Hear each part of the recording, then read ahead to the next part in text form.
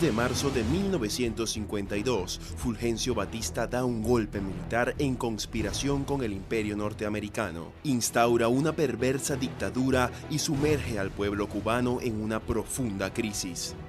El repudio fue general y el descontento social, emanado del régimen de explotación reinante, la pobreza, el desamparo que sumió a Cuba, fue en una crisis de postración, un retraso espantoso y una gran crisis política, e instauró una sangrienta dictadura. Desde el inicio, el pueblo cubano tuvo conciencia de la gravedad en que estaba sumido el país. La ausencia de una fuerza política capaz de enfrentar y derrocar a la tiranía. Se abre un nuevo ciclo revolucionario. Los estudiantes vuelven a las calles para depositar simbólicamente en la fragua martiana el cadáver de la Constitución.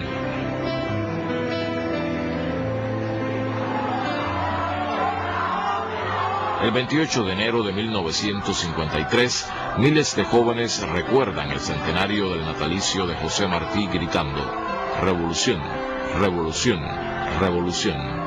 Ahí van los futuros asaltantes del cuartel Moncada. Un grupo de jóvenes, dirigido por Fidel Castro, se dio la tarea de preparar como primer paso el ataque al cuartel Moncada en Santiago de Cuba y el del cuartel Carlos Manuel de Céspedes en Bayamo, acciones que se llevaron a cabo el 26 de julio de 1953. Los primeros esfuerzos organizativos del núcleo inicial del movimiento se concentró en crear e instruir los primeros grupos de combate, con la idea de participar en la lucha común con todas las demás fuerzas oposicionistas. Tocaban a las puertas de los partidos y sus dirigentes políticos, ofreciendo la cooperación modesta de sus esfuerzos y sus vidas, exhortándolos a luchar. En un año, la joven organización creció, disponía de más hombres entrenados para las acciones, jóvenes reclutados en las capas más humildes del pueblo, trabajadores en su totalidad. Lo más difícil del Moncada no era atacarlo y tomarlo, se requería del gigantesco esfuerzo de organización, preparación, adquisición de recursos y movilización. En el más estricto secreto, 120 hombres y 2 mujeres llegan a Santiago de Cuba. A las 5:15 de la mañana del 26 de julio de 1953, inician el sorpresivo asalto a la fortaleza militar más importante de la segunda ciudad de Cuba. Abel Santamaría con 21 combatientes y Raúl Castro con 10 ocupan el Hospital Civil y el Palacio de Justicia, ubicados en las inmediaciones del cuartel. Fidel Castro, con el grueso de los hombres, inicia el ataque que minutos después se frustra al fallar el factor sorpresa.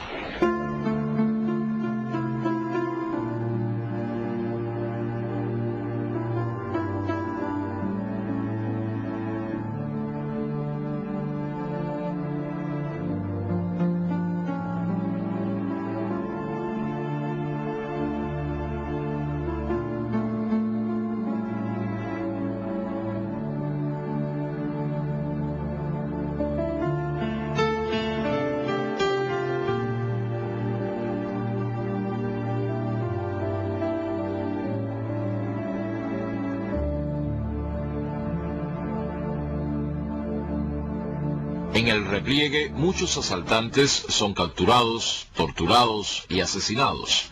La desproporción de muertos entre soldados y revolucionarios evidencia una masacre que no puede ser ocultada a los periodistas que llegan al lugar.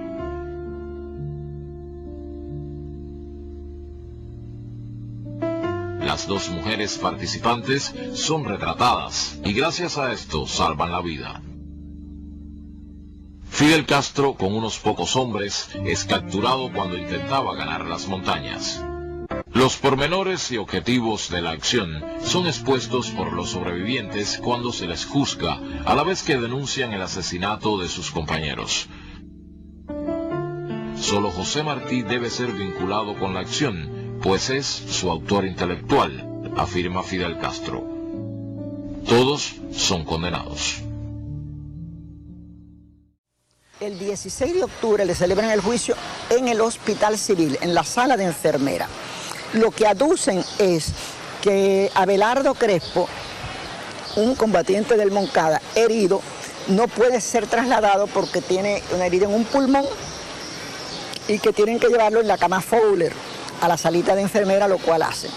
Y con esa, al aducir eso, es la salida que le dan para poder llevar a Fidel y de una vez terminar ya la vista del proceso. Y comienza a hablar, a defender la causa del Moncada, asumiendo su propia defensa, que es hoy lo que se conoce la historia me absolverá. Recuerda la periodista Marta Rojas, testigo de aquel juicio, la postura serena de Fidel Castro al finalizar el proceso. Fidel, en su alegato, está terminando su alegato, da así en la mesa con las manos y dice: condenadme, no importa, la historia me absolverá. Eso es lo que dice Fidel. Todo el personal se queda a la expectativa, se quedan inmóviles. Y entonces él, de pie, vuelve a hacer así, dice: bueno, ya terminé. Al pasar por delante de mí, cuando ya se lo llevara, me dijo: ¿tomaste nota? Digo: sí. Pensábamos tratar de provocar un levantamiento nacional para el derrocamiento de Batista. Caso de no lograrse el levantamiento nacional, o en el caso de que Batista pudiera reaccionar con fuerzas superiores y atacarnos aquí en Santiago de Cuba, la idea nuestra era, con las armas del cuartel Moncada, marchar a las montañas y librar la guerra irregular en las montañas. Los asaltos a los cuarteles de Santiago de Cuba y Bayamo marcan el nacimiento de nuevos revolucionarios con Fidel Castro como líder. Ahora encabeza una organización que adopta la táctica de la lucha armada y un programa expuesto en La Historia me absolverá, que aspira a unir en la acción a todo el pueblo.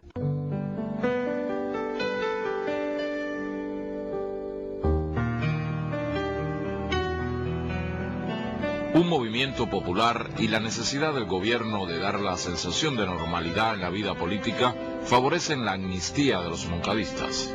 Inmediatamente, Fidel Castro reorganiza sus fuerzas y funda el movimiento 26 de julio. Claro que después del ataque al Moncada, era prácticamente imposible que los que habíamos estado responsabilizados con ese hecho tuviéramos la oportunidad de organizar desde Cuba la lucha en la Sierra Maestra. Por ello se hizo necesario el Granma. Pero ya nosotros desde Isla de Pino habíamos elaborado una estrategia de lucha. Incluía su parte política para demostrar que no había ningún tipo de solución pacífica en las condiciones existentes en nuestro país, bajo la dictadura de Batista. Pero teníamos que demostrarlo ante la opinión pública, para dejar bien sentado que si se iba a producir una guerra, no era por deseo de los revolucionarios, sino por una necesidad inevitable que imponían las condiciones políticas existentes en Cuba. La valentía de la generación del centenario abre un glorioso ciclo de lucha revolucionaria que continúa con el desembarco del Granma, el levantamiento armado del 30 de noviembre y el combate clandestino en la Sierra Maestra. Convencido de que no podía esperarse, toma la decisión de llevar a cabo la revolución. Si la lucha armada es el único camino para la liberación, lo que puedo responder es que, por lo menos en las condiciones de nuestro país, no había otro camino. La revolución cubana es el resultado de la acción consciente y consecuente, ajustada a las leyes de la historia de la sociedad humana. El 26 de julio de 1953 se encendió la antorcha revolucionaria. La sangre derramada antes y después en las calles de las ciudades, campos de batalla y en las mazmorras represivas no fue un sacrificio en vano, sino una lección histórica y obra revolucionaria multiplicada. Los imponentes muros que escondieron el terror y el crimen en aquella época protegen hoy sueños y esperanzas en la ciudad escolar 26 de julio, primer cuartel convertido en escuela. Y en esto del patriotismo, para nosotros siempre